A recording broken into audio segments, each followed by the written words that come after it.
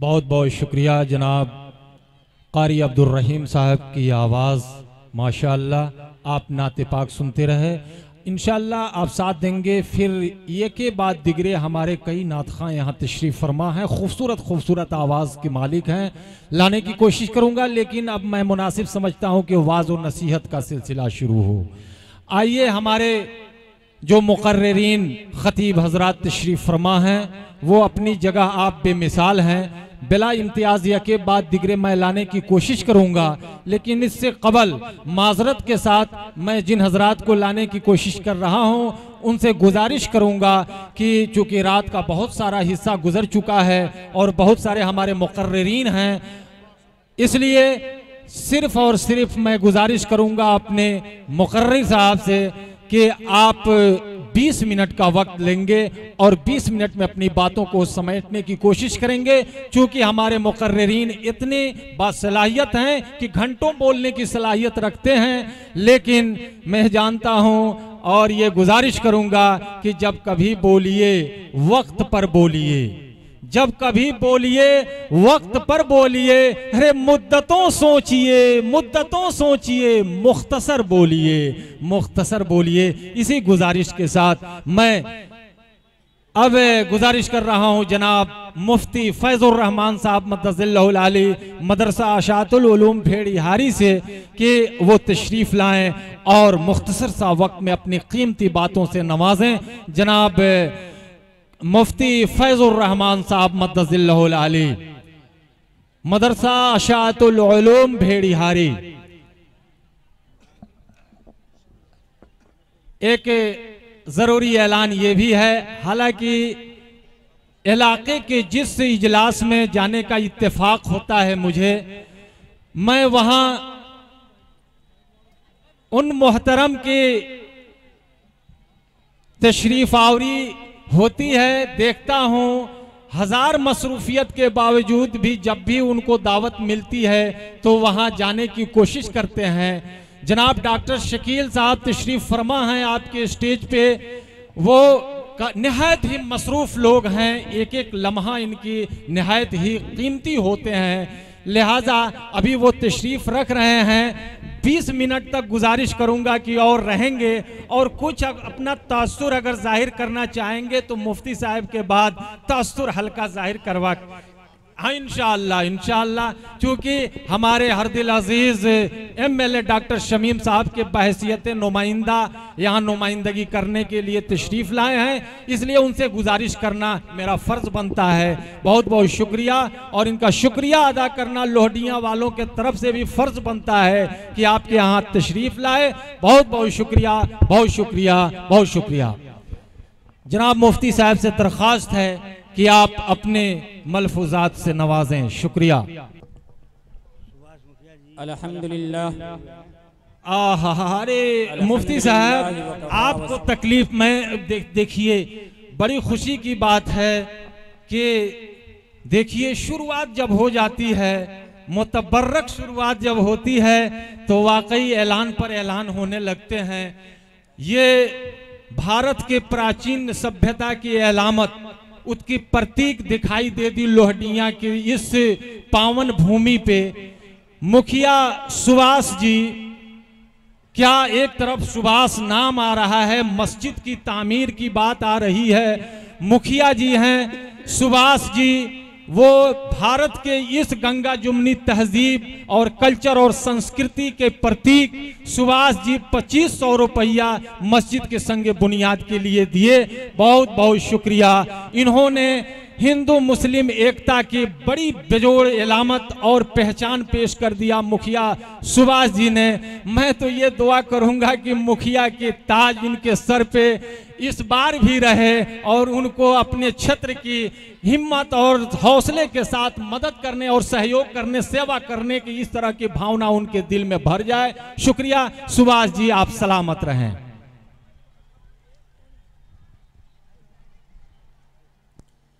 अल्हम्दुलिल्लाह अल्हम्दुलिल्लाह व कफ़ा व सलामुन अला इबादिहिल्लज़ीना इस्तफ़ा अम्मा बाद फ़अऊज़ु बिल्लाहि मिनश शैतानिर रजीम बिस्मिल्लाहिर रहमानिर रहीम। कुल इन कुंतुम तुहिब्बूनल्लाह फत्तबिऊनी युहब्बिबकुमुल्लाहु व यगफिर लकुम ज़ुनूबकुम वल्लाहु गफूरुर रहीम। अल्लाह पाक का बहुत बड़ा फजल व करम है, उसका एहसान है कि उसने हम सबों को एक दीनी मजलिस में बैठने की तौफीक नसीब फरमाई। यह अल्लाह पाक का बहुत बड़ा फजल व करम है और हम सब एक ऐसी शख्सियत की ज़ियारत करने जा रहे हैं, ज़ियारत करने वाले हैं जिन्हें अल्लाह के नबी ने फरमाया इन्नल उलमा वरसतुल अंबिया, यानी हमारे नबी जो है, हमारे उलमा जो है नबी के वारिस हैं। यकीनन ये बात जानिए, हमारे उलमा की ज़ियारत करना यकीनन आप सल्लल्लाहु अलैहि वसल्लम की ज़ियारत करने के बराबर होगी, इसमें कोई दो राय नहीं है। इसलिए कि हम उलमा की ज़ियारत करेंगे, कल क़यामत के रोज़ मैदान महशर में अल्लाह तबारक व तआला हमसे ये सवाल करेगा कि बंदा ये तो बताओ दुनिया के अंदर अगर किसी आलिम की ज़ियारत किया या नहीं। अगर हम किसी आलिम की ज़ियारत किए होंगे तो अगर हम जवाब देते हैं तो अल्लाह तबारक व तआला उसके बदले में हमें मग़फ़िरत फरमा देगा। अभी मैं आप हज़रात के सामने कुरान करीम की जो आयत पढ़ी है, अल्लाह तबारक व तआला ने अपने नबी से फरमाया कि ए नबी आप उनसे कह दीजिए कुल इन कुंतुम तुहिब्बूनल्लाह, ए नबी अपनी उम्मत से फरमा दीजिए कि अगर तुम अल्लाह से मोहब्बत करना चाहते हो फत्तबिऊनी, तो मेरी इत्तिबा करना जरूरी है। यानी नबी की इत्तिबा और पैरवी एकदम जरूरी है। उसके बाद अगर हम नबी की पैरवी करने लगेंगे, शरीयत के मुताबिक जिंदगी बसर करने लगेंगे, तो अल्लाह तबारक व तआला ने आगे क्या फरमाया, युहब्बिबकुमुल्लाह, अल्लाह भी तुमसे मोहब्बत करने लगेगा। आगे अल्लाह तबारक व तआला ने फरमाया हम शरीयत के मुताबिक जब हमारी जिंदगी गुजरने लगेगी, जिंदगी बसर करने लगेंगे, तो अल्लाह फरमाया युहब्बिबकुमुल्लाह, अल्लाह भी मोहब्बत करेगा, नबी भी मोहब्बत करेगा। आगे फरमाया अल्लाह ने वयगफिर लकुम ज़ुनूबकुम, यानी हमारी जिंदगी नबी के फरमान के मुताबिक होगा, शरीयत के मुताबिक होगा, तो अल्लाह तबारक व तआला फरमा रहे हैं वयगफिर लकुम ज़ुनूबकुम, तुम्हारे गुनाहों को भी हम माफ फरमा देंगे। आगे फरमाया वल्लाहु गफूरुर रहीम, अल्लाह तबारक व तआला बहुत बड़ा गफूरुर रहीम है। हम किस एतबार से समझें कि हम नबी के मुताबिक, नबी की शरीयत के मुताबिक हम जिंदगी बसर करते हैं। हजरत अबू हुरैरा रज़ी अल्लाह तआला अन्हु की रिवायत है, आप सल्लल्लाहु अलैहि वसल्लम इरशाद फरमाते हैं कि अल्लाह तबारक व तआला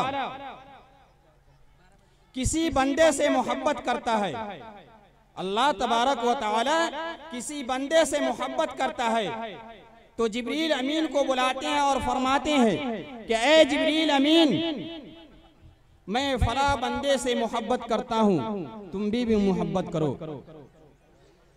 उसके बाद हजरत जिब्रील अमीन तमाम आसमानों में ये ऐलान फरमा देते हैं कि ऐ आसमान वालों सुन लो कि अल्लाह तबारक व तआला दुनिया के अंदर फला मखलूक फला इंसान से मोहब्बत करता है, तुम भी मोहब्बत करने लगो। तमाम आसमान वाले तमाम आसमान वाले उस इंसान से मोहब्बत करने लगते हैं। उसके बाद अल्लाह तबारक व तआला दुनिया के अंदर इस रुए जमीन पे, इस कायनात के अंदर जितने भी मखलूक है, उन तमाम मखलूक के दिलों में अल्लाह तबारक व तआला अपने उस बंदे की मोहब्बत डाल देते हैं और तमाम मखलूक उससे मोहब्बत करने लगती है दुनिया के अंदर। उसके बरखिलाफ अल्लाह तबारक व तआला जिससे नाराज होते हैं, हजरत जिब्रील अमीन को बुलाते हैं और फरमाते हैं कि ए जिब्रील, मैं फला बंदे से नाराज हूं। बोग़्ज़ रखता हूँ। चुनांचे हजरत जिब्रील अमीन भी बोग़्ज़ करने लगते हैं और तमाम आसमान वालों पे ऐलान फरमाते हैं कि ए आसमान वाले फरिश्ते, सुन लो, दुनिया के अंदर फला इंसान से अल्लाह तबारक व तआला बोग़्ज़ रखते हैं, तुम भी उनसे बोग़्ज़ रखो। तमाम आसमान वाले बोग़्ज़ करने लगते हैं। उसके बाद अल्लाह तबारक व तआला उस बंदे के मुताल्लिक दुनिया के अंदर तमाम मखलूक के दिलों में बोग़्ज़ और नफरत पैदा फरमा देते हैं और तमाम मखलूक उससे नफरत करने लगती है। हम में से हर एक शख्स अपने ऊपर अपने बारे में गौर व फिक्र कर सकता है कि अल्लाह तबारक व तआला हमसे कितना मोहब्बत करता है। इसलिए हम और आप नबी के फरमान के मुताबिक जिंदगी बसर करते हैं या नहीं, नबी की इत्तिबा करते हैं या नहीं। एक मर्तबा का वाक़या है, हजरत अब्दुर्रहमान बिन क़िराद रज़ी अल्लाह तआला अन्हु की रिवायत है। हजरत अब्दुर्रहमान इब्न क़िराद रज़ी अल्लाह तआला अन्हु फरमाते हैं कि आप सल्लल्लाहु अलैहि वसल्लम वज़ू फरमा रहे थे और तमाम सहाबा आपकी वज़ू की पानी को लेकर अपने बदन में मल रहे थे, तबर्रुक समझकर अपने बदन के अंदर मल रहे थे। और जिनको पानी नसीब नहीं होता वो एक दूसरे के आज़ा से अपने बदन को मलते ताकि आप सल्लल्लाहु अलैहि वसल्लम की वो पानी, वज़ू का पानी जो टपका हुआ था, वो मुतबर्रक पानी हमारे जिस्म के अंदर आ जाए। आप सल्लल्लाहु अलैहि वसल्लम ने फरमाया, ये चीज जो तुम कर रहे हो आखिर क्या वजह है? कौन ऐसी चीज ने तुमको ये करने पर उभारा? तमाम सहाबा ने फरमाया कि ऐ अल्लाह के नबी, आपसे मोहब्बत। ये बात सोचने की है, यानी आपसे मोहब्बत की वजह से। आप सल्लल्लाहु अलैहि वसल्लम ने फरमाया, ये पानी ये मोहब्बत की दलील नहीं है, बल्कि उसके लिए तुम्हें 3 काम करने पड़ेंगे। आप सल्लल्लाहु अलैहि वसल्लम ने फरमाया कि तुम जब भी बोलो सच बोला करो। दूसरी चीज ये बताई कि जब तुम्हारे पास किसी की अमानत रखी जाए तो उसके अमानत में खयानत मत करो। और तीसरी चीज ये बताई आप सल्लल्लाहु अलैहि वसल्लम ने कि तुम पड़ोसियों के साथ हुस्ने सुलूक किया करो। यानी अल्लाह तबारक व तआला ने अपनी मोहब्बत की दलील नबी की इत्तिबा और नबी के फरमान कि तुम 3 काम कर लो, तुम मुझसे भी मोहब्बत करने वाले हो जाओगे और अल्लाह से भी मोहब्बत करने वाले हो जाओगे। आप सल्लल्लाहु अलैहि वसल्लम ने फरमाया कि तुम जब भी बोलो सच बोला करो। यानी अल्लाह तबारक व तआला ने अपने कुरान करीम के अंदर बार बार ये लफ्ज फरमाया, वमन अस्दक़ु मिनल्लाहि क़ीला वमन अस्दक़ु मिनल्लाहि हदीसा। यानी जब भी इंसान कोई बात बोले, कोई कलाम बोले करे, तो हमेशा इंसान को क्या करना चाहिए? सच बोलना चाहिए। एक मर्तबा का वाकया लिखा हुआ है कि हकीम लुकमान के पास बादशाह वक्त ने बकरी का बच्चा भेजा और कहा कि है लुकमान हकीम, इसको ज़बह कर दो और इसकी बेहतरीन गोश्त हमारे सामने लाकर पेश करो। चुनांचे लुकमान हकीम उस बकरी के बच्चे को ज़बह करते हैं और उसका गोश्त काटकर, यानी ज़बान और दिल काटकर बादशाह वक्त के पास पेश कर देते हैं। फिर दूसरे दिन बादशाह वक्त एक और बकरी का बच्चा लुकमान हकीम के पास भेजता है और फरमाता है कि ऐ लुकमान हकीम, इसके सबसे बदतरीन से बदतरीन गोश्त हमारे पास पेश करो। चुनांचे लुकमान हकीम दूसरे दिन भी ज़बान और दिल काटकर बादशाह की खिदमत में हाजिर करता है।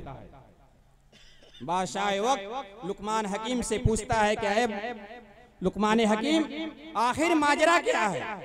पहले दिन हमने तुम्हारे पास बकरी का बच्चा भेजा और तुमसे कहा कि इसके बेहतरीन से बेहतरीन गोश्त हमारे सामने लाकर पेश करो, तो तुमने वही ज़बान और वही दिल हमारे सामने पेश किया। और दूसरे दिन भी जब तुमको ये कहा गया कि इसकी बदतरीन से बदतरीन गोश्त हमारे सामने पेश करो, तो तुमने वही ज़बान और वही दिल हमारे सामने पेश किया।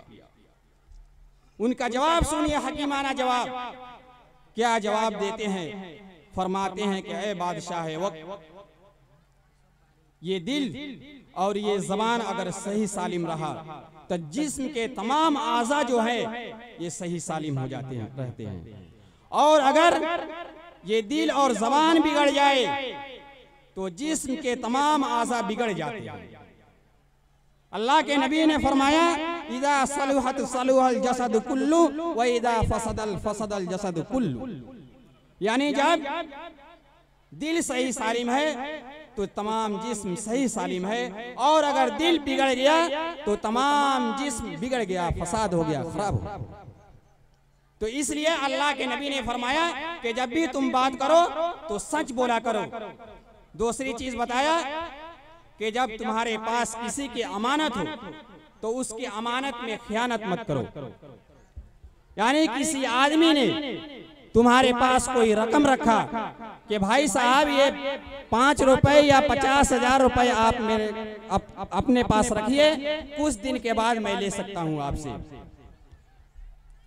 या आप किसी से कर्ज लेने गए, उसका मुतय्यना वक्त पर उसकी कर्ज की अदायगी के बारे में आप गौर फिक्र करें, सोचें। एक मर्तबा का वाकया लिखा हुआ है कि एक शख्स अपने दोस्त के पास जाता है कर्ज लेने के लिए 1000 दिरहम। 1000 दिरहम जाता है समुंदर उस पार, अपने दोस्त के पास पहुंचता है और अपना मजबूरी पेश करता है और अपने दोस्त से कहता है कि अरे हमारे दोस्त, मुझे 1000 दिनार कर्ज दो। चुनांचे उसका दोस्त कहता है कि कोई गवाह लाओ। उसका दोस्त जो कर्ज लेने जाता है वो क्या गवाही देता है? वो कफा बिल्लाहि शहीदा, यानी हमारा और आपके दरमियान जो गवाह है अल्लाह तबारक व तआला है। फिर उसके दोस्त कहता है कि दोस्त ये तो बात सही है कि हमारे और आपके दरमियान जो गवाह होगा अल्लाह होगा, मगर ये भी तो जरूरी है कि जो आप 1000 रुपए जो कर्ज ले जा रहे हैं, खुदा ना खास आप इस दुनिया से रुखसत हो जाए तो कोई ऐसा वकील बना दे जिससे हम वो कर्ज ले ले। चुनांचे उन्होंने दूसरा दलील दिया, वकफा बिल्लाहि वकीला, यानी अल्लाह तबारक व तआला ही हमारे दरमियान वकील और कफील है। चुनांचे इस अहदो पैमान पर उसके दोस्त ने 1000 दिनार वापस कर कर्ज दे दिया। चुनांचे जब अपने पास घर आते हैं वो शख्स, घर आने के बाद कुछ दिनों के बाद उनका मुतय्यना वक्त जब पहुंचने जाता है, होने जाता है, तो कर्ज लेकर जाते हैं। और जब कर्ज लेकर पहुंचते हैं तो देखते हैं कि समुंदर लबालब पानी से भरा हुआ है।